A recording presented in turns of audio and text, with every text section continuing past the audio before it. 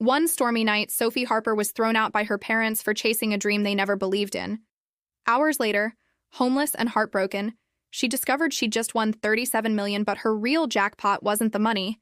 It was the freedom to rise, the strength to rebuild, and the courage to confront every shadow from her past.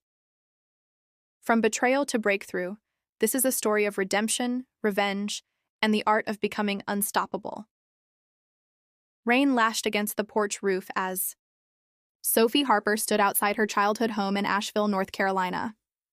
She clutched her battered suitcase, her jacket soaked through, her breath visible in the frigid air. Behind her, the porch light cast a yellow halo that flickered with the wind, and in front of her, her parents' expressions were cold and final. "You need to understand, Sophie," her father, Daniel Harper, said, arms folded tightly across his chest. "Chasing dreams doesn't pay bills." Her mother, Laura, softened her tone but not her resolve. "You're 28. Living at home and playing with beads isn't a future. It's a fantasy." Sophie's heart pounded. This wasn't just a disagreement. It was exile. Rain trickled down her spine, but it wasn't the storm that made her shiver. It was the brutal severing of the only support system she had known. She opened her mouth to plead one last time, to make them see that she wasn't failing. She was building something. But the words died as her father spoke again. "You either take the branch manager job we talked about, or you leave. Tonight."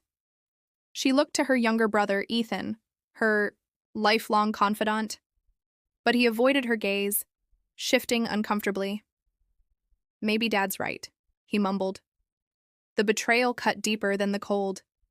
She turned silently, dragging her suitcase down the front steps, rain pounding harder as the porch light blinked once, then went out. 12 hours earlier, Sophie had spent her lunch break tucked into a corner booth at Bean Haven, sketching a new necklace design in her worn leather notebook. Her fingers stained with graphite, her mind alive with ideas. It was her sanctuary, away from the bank's sterile walls and soulless spreadsheets. A cup of peppermint tea steamed beside her. She barely noticed the chatter of baristas or the clink of cups. She was building something beautiful, something that Clara, her late grandmother, always believed in. Clara had seen the spark in Sophie when no one else had. A retired art teacher, she encouraged Sophie to create, to express. Her vintage bead collection was Sophie's inheritance, and her anchor. Sophie still remembered Clara's words. "The world's gray enough, Sophie. You make it sparkle." That afternoon, Sophie returned to the bank to hand in her resignation. Her plan was airtight. Online sales had doubled in the last 2 months, a local boutique had reordered her entire stock, and she had a signed letter of interest from a regional craft chain. She had calculated, projected, and prepared. She didn't expect applause from her parents, but she hadn't expected war either. Back home, she found her journal on the kitchen counter, pages creased, her most vulnerable thoughts exposed. "You read this?" she demanded, voice quivering. Her father didn't flinch. "We needed to know what was going on." Her mother looked away, guilt shadowing her face. "What's wrong with you?" Daniel's voice thundered. "Throwing away a career for beads?" "It's not just beads. It's a business. I have numbers, contracts. I've worked so hard." He tossed a spreadsheet onto the counter. $500 in a month? That's pocket change. That was the final blow. She couldn't breathe. It wasn't just disbelief. It was rejection, complete and absolute. By midnight, Sophie was in her room, packing under the dim glow of her desk lamp. Clara's bead box went in first, nestled among sketchbooks and tools. Clothes came next, hastily rolled and stuffed around her fragile supplies. She left behind her diploma, her bank ID, even her framed Employee of the Month photo. She wasn't that girl anymore. When she left, her father watched from the door. "Your phone's on our plan till the end of the month," he said, emotionless. The door shut behind her with a definitive click. No hug, no goodbye. She walked for nearly 40 minutes, soaked, shivering, dragging her suitcase along uneven sidewalks. The Blue Ridge Inn sat at the edge of town, a faded relic she barely remembered noticing before, but its neon sign buzzed with an odd warmth. Maggie, the owner, greeted her with tired kindness. Rough day? Sophie nodded, handing over $75, nearly a quarter of her available cash. The room was modest. Faded curtains, a squeaky bed, but it was dry. In the shower, she sank to the floor, tears mingling with the water. She had nothing, no plan, no home, no family. Just Clara Ara's beads and a fractured dream. The next morning, her phone's alarm buzzed at 7:30. Disoriented, she blinked at the stained ceiling. Notifications blinked. She unlocked her phone, expecting more rejection. Instead, the lottery app lit up. Congratulations, you've won. Heart-pounding, Sophie tapped through the confirmation screens. Her eyes locked on the numbers. 08, 17, 23, 42, 54, 59, Clara Ara's numbers. The ones from her old notebook. A ritual Sophie performed every week, like a whispered prayer. She grabbed the ticket from her wallet, trembling as she checked again. Every number matched. She stared at the screen. $94 million jackpot. $37 million after taxes. Her mouth opened. No sound came. Then laughter. Wild, manic, disbelieving. There in the tiny motel room, Sophie Harper, homeless, betrayed, and alone, had just become a multimillionaire. You okay, honey? Maggie knocked gently, peeking in. Sophie choked on laughter. I won the lottery. $37 million. Maggie blinked. Your grandma's numbers? Sophie nodded, tears falling freely. She's still with me. Maggie held her hand. Then don't waste it. Make it count. That moment changed everything. But Sophie knew she couldn't lose herself in the money. Not again. Not for approval. Not for revenge. She was going to build her life from the ground up, on her terms, and she wasn't looking back. Sophie Harper stood in front of Lucas Jennings's office tower, her damp clothes clinging to her frame, her mind a hurricane of disbelief. Less than 24 hours ago, she'd cried in a motel shower, feeling unwanted and utterly alone. Now she clutched a winning lottery ticket worth $37 million after taxes, money that could change her life completely. But money, she reminded herself, couldn't erase pain. It couldn't bring back trust, or make her family respect her. Lucas, Maggie's nephew and a respected financial advisor, greeted her with measured professionalism, though his eyebrows shot up when he saw the condition of her hoodie and sneakers. We'll get you taken care of, he said, motioning her into a modern office decorated with local art and walls of sleek bookshelves. Lucas moved quickly and confidently, setting up a blind trust, offering contacts for legal support, and drafting a plan to claim the prize anonymously. You'll stay protected, liquidate only what you need and invest the rest, he explained. One condition, Sophie said, her voice steadier than she expected. The Blue Ridge Inn. I want to pay off Maggie. And Tom's mortgage. Anonymously, no fanfare, Lucas smiled. We can arrange that. Within 3 days, Sophie had gone from drenched and broken to holding a cashier's check large enough to buy her own building. But instead of luxury cars or champagne, her first stop was a small real estate office in Asheville's Arts District. There, she leased a cozy, sunlit loft above an artisan bakery, paying for a full year up front. The realtor's eyes nearly popped out at the number on the check. Her next stop, a small electronics store for a laptop, then the craft supply shop, where she'd once only window shopped. She bought gemstones, premium wires, tools that made her heart flutter. This wasn't indulgence, this was purpose. She ordered in takeout that night and sat on the floor of her new loft, surrounded by beads and velvet-lined trays. The silence felt sacred. She opened Clara Ara's notebook, ran her fingers over the fading ink of the old lottery numbers, and whispered, I'm going to make you proud. For the first week, Sophie stayed silent. No calls, no messages. She wasn't ready to face anyone from her old life, least of all her family. But she wasn't hiding. She was building. She sketched a new logo for her business, rebranded it as Clara Ara's Keepsakes, and hired a photographer to take professional product shots of her latest work. She enlisted a freelance web designer and launched a new website with a clean, elegant interface. Orders flooded in within days, some driven by a popular local influencer who happened to stumble upon her creations and tagged them with a glowing review. Sophie stayed up nights filling orders, wrapping each piece with care, including a small card that read, "Handcrafted with heart, inspired by legacy." 2 weeks after her windfall, Sophie sat at Bean Haven, sipping her usual peppermint tea, now in a soft cashmere coat and polished boots. She felt different, steadier. Not invincible, but rooted. That's when she heard, "Sophie?" She turned to see her brother Ethan standing awkwardly behind her, his eyes scanning her up and down. He looked confused, almost frightened. "Where are you staying?" he asked. "I've got a place downtown. You look different." "I am." Ethan sat, fiddling with his phone. "Mom and Dad are worried. They thought you'd come back." Sophie laughed, not harshly, but hollowly. "They kicked me out in the rain, Ethan. Why would I come back?" He winced. "They regret it. I think they were scared. You scared them. I showed them a dream, and they called it a joke." Ethan sighed. "Mom cries every night. Maybe just talk to them." She stirred her tea slowly. "They owe me an apology, Ethan. They crossed a line." He didn't argue. "I just want us to be a family again."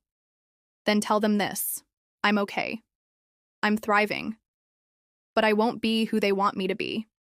Days later, Sophie founded the Clara Ara Evans Foundation, named after her grandmother.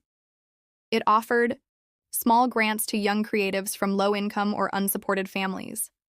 She remembered what it felt like to create in secret, to chase a dream alone. No one else should have to. She hired 2 jewelry designers, young, talented women with fire in their eyes and worn sneakers on their feet. She didn't just give them a job, she gave them mentorship, resources, and belief. She transformed the Blue Ridge Inn into a rustic artist retreat, fully renovated and renamed The Haven at Blue Ridge, with Maggie and Tom as permanent directors. The more she gave back, the more whole she felt. And yet, she knew she'd eventually have to face the storm she left behind. The call came from Dr. Emily Ruiz, her old college therapist. "Your mom reached out," she said gently. "She's worried about you.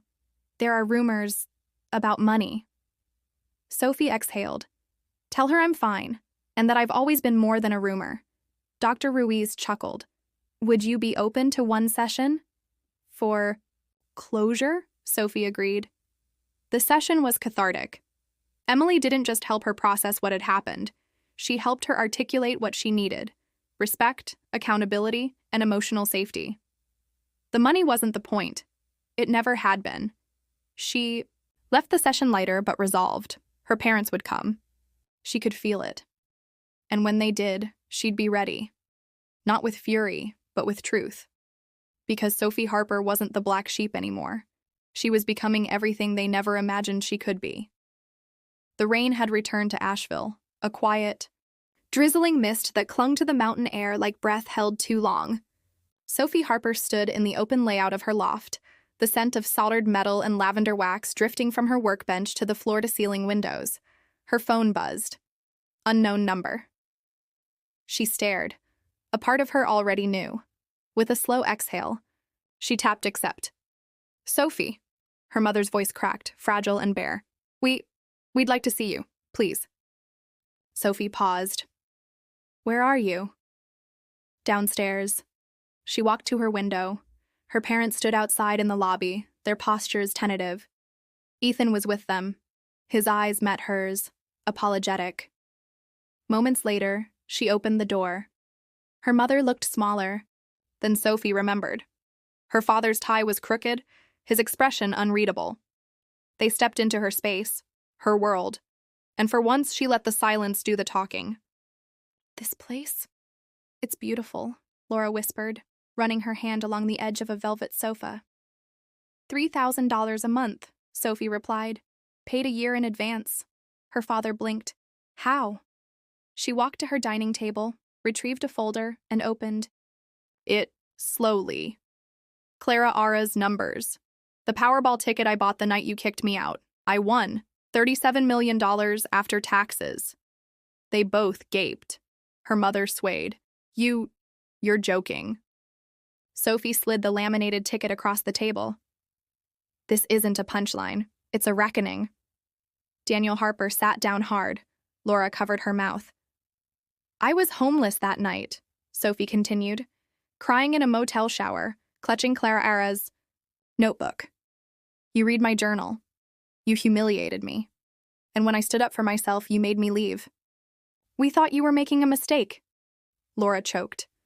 No. You thought I was a mistake. Silence. Then Sophie took a breath. I'm not here to gloat. But if we're going to rebuild anything, we start with truth. I need acknowledgement. That you were wrong. That I'm not a failure just because my path doesn't fit your equation.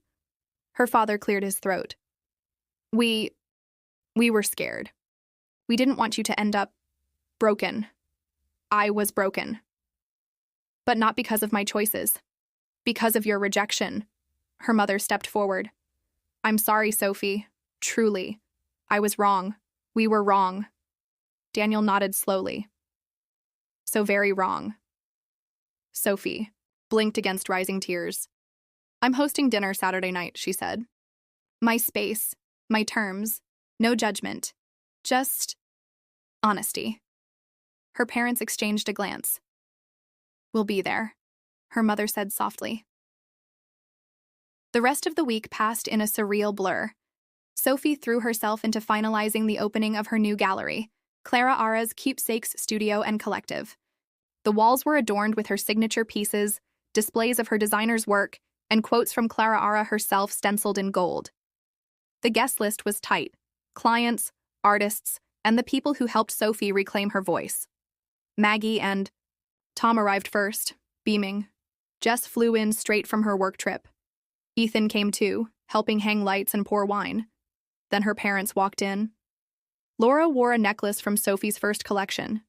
Daniel greeted Noah, Sophie's boyfriend, with a handshake. They were trying, not perfect, but present.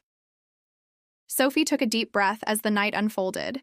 The gallery buzzed with praise. Orders rolled in. Journalists asked for interviews. In the middle of it all, Sophie found a quiet moment to herself beside a framed picture of Clara Ara.